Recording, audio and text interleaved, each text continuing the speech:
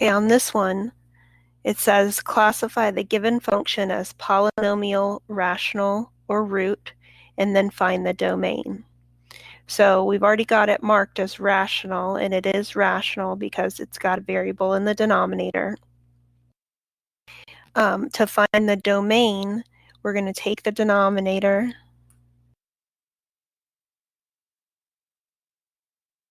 and we're going to set it equal to 0. Now the reason why we're setting it equal to 0 is because having a 0 in the denominator is undefined. And that would mean if it's undefined, then it can't be in the domain. So we're going to take whatever expression is in the denominator, we're going to set it equal to 0 and solve that equation to figure out what values we need to exclude from the domain, because those values cause the domain to equal 0. So with this one, it's a polynomial function that I'm solving here. Just to be clear, this expression is rational, but this equation is polynomial. Just the denominator's polynomial. And I'm going to solve this by factoring. I can factor out the t, and then that gives me t squared minus 6t minus 7. I can factor this quadratic a little bit more. T and t, 7 and 1, with a minus on the 7 and the plus on the 1. And then you can set each factor equal to 0. So t equals 0, t minus 7 equals 0, t plus 1 equals 0. T equals 0 is already solved. We've got t equals 7, t equals negative 1. And these are the values that I'm going to exclude from the domain. So I'm going to draw a number line.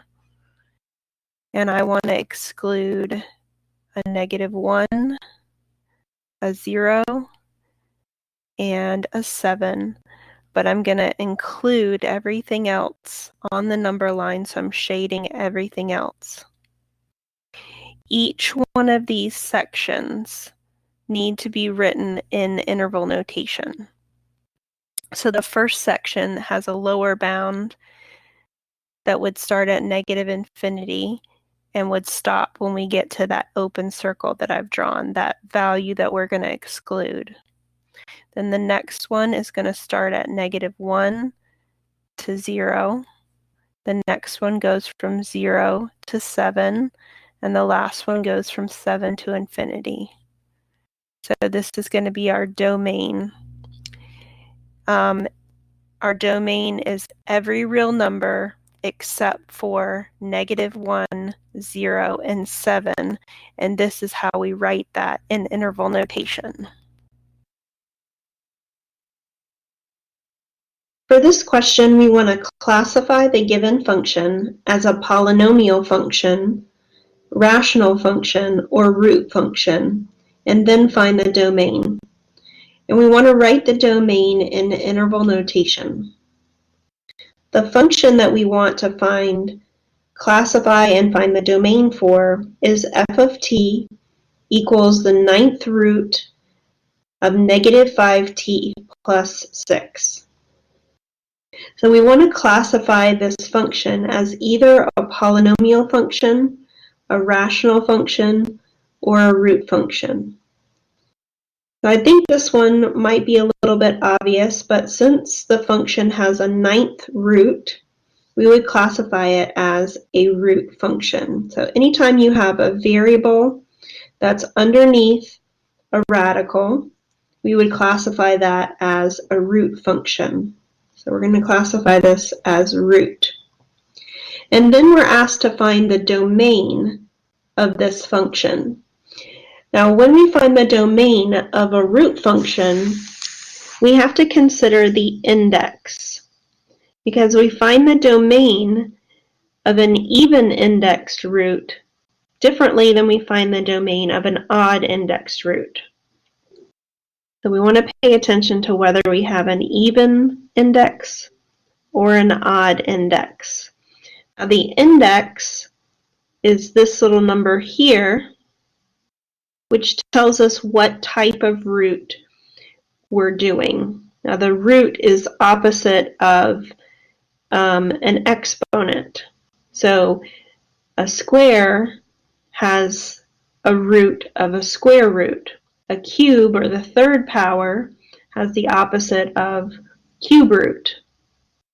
So these roots, you have different roots because you have the opposite of different powers. So on that index, we notice that our index is a 9. And 9 is an odd number, so we have an odd index. So let's follow the details for this.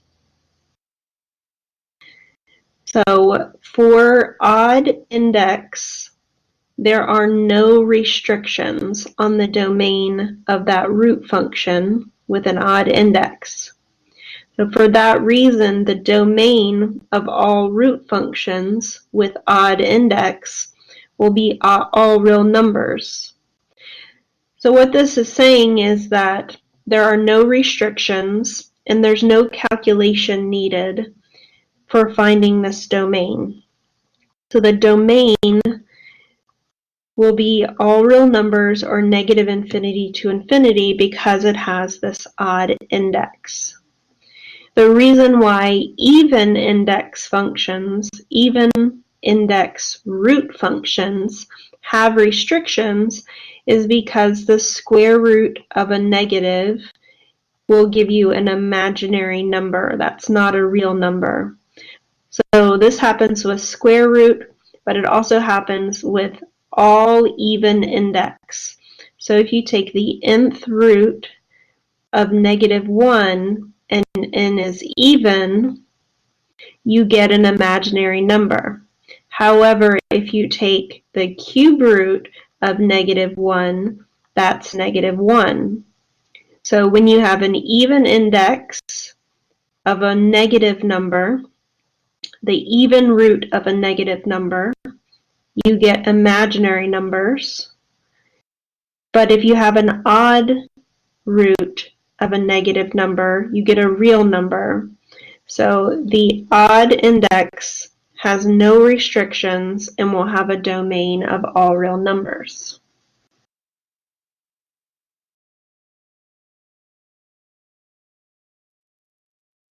We want to classify the given function as a polynomial function, a rational function, or a root function, and then find its domain.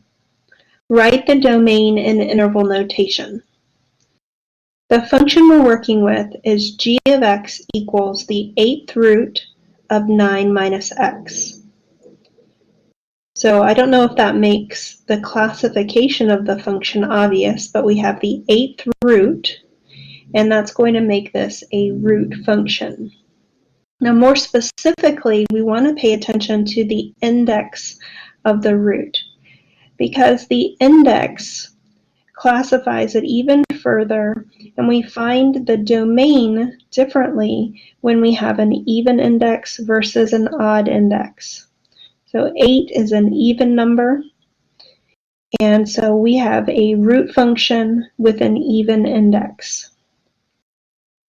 A root function is a function of this form, the nth root of some expression g of x, and we are doing an even root. And what we want to pay attention to is that when we take an even root of a negative number, that's going to result in a complex or imaginary number.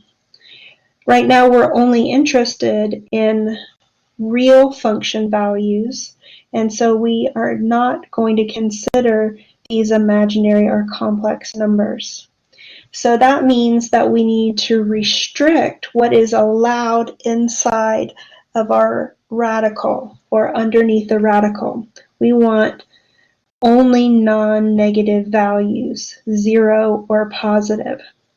So when we're trying to find the domain, we're going to create an inequality where the expression underneath the radical is greater than or equal to 0. And when we solve that inequality, it will lead us to the domain. So for our function, g of x equals the 8th root of 9 minus x. 9 minus x is the expression underneath the radical. And we're going to create that inequality. 9 minus x is greater than or equal to 0. And solve. So we're going to subtract 9. That gives negative x is greater than or equal to negative 9. Divide by negative 1 on both sides. We're dividing by a negative, which means we need to reverse the inequality symbol. And that gives x is less than or equal to 9. On the number line, we would mark 9 with a closed circle, a filled-in circle, because we're going to include 9 in this set, and we want to shade all the values that are less than 9. So if we want to write that in our interval notation, that will be negative infinity to 9 with a bracket on the 9. So that bracket has the same meaning as the filled-in circle. So we have negative infinity to 9, including 9 as the domain of this root function with an even index. Our next question says, determine whether the following equation represents y as a function of x. So does this equation, 3x minus 8y equals 24, represent y as a function of x? So the first thing that we want to do to make that decision is to rewrite our equation in y equals form. So we're going to write 3x minus 8y equals 24. We want to rewrite it so that we have y by itself on one side. So we're going to subtract 3x on both sides. That gives me negative 8y equals negative 3x plus 24. We're going to divide both sides by negative 8. And that gives me y equals a positive 3/8 x minus 3. So first I've rewritten the equation in y equals form. That's writing it as y as a function of x. And then we want to decide whether this equation represents a function. So we have to remember the definition of a function. Every first coordinate corresponds to exactly one second coordinate.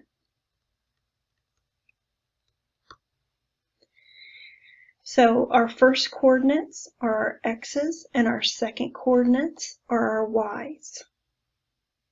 So for every x, we need to have exactly one y. And we will see that if we choose a value of x, say choose a value of x like x equals 0, we'll find that y equals 3/8 times 0 minus 3. And then that simplifies to be negative 3. So we chose a value of x, we have a first coordinate, and it's corresponding to exactly one second coordinate. Now we did one example, but it really has to be true for every first coordinate. So if we choose a different value of x, will that also correspond to exactly one second coordinate? So I chose a second x value of 8. If we substitute that in, we would get the 8's canceling out to be 3. 3 minus 3 is 0. And we get, once again, 1 second coordinate. So no matter what value of x we choose, we're going to substitute into this equation and just get one value of y. So this is a function. This question says, use the vertical line test to determine whether the graph is a graph of a function. So with the vertical line test, what you're supposed to do is draw vertical lines all over the graph. And as you draw the vertical lines, you're going to check how many times that vertical line is crossing the graph. So for each one of these vertical lines that I've drawn, the vertical line is crossing the graph in one place.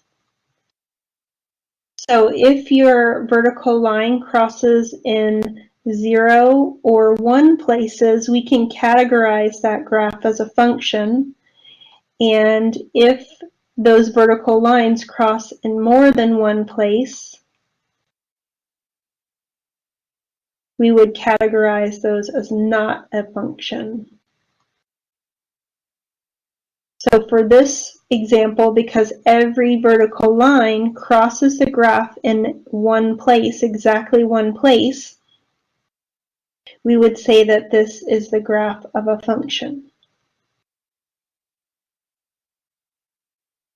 So that is the definition of a function, that every x has exactly one y. And that's what the vertical line tells us, that we have one y value for every one of the x's. And those vertical lines are representing particular x values. So for example, if we had a graph like this, a sideways parabola, and we did the vertical line test, we would notice that the graph crosses, or the vertical line crosses the graph in 2 places, and this is not a function because we have an x value with 2 y's, and that violates that definition of a function.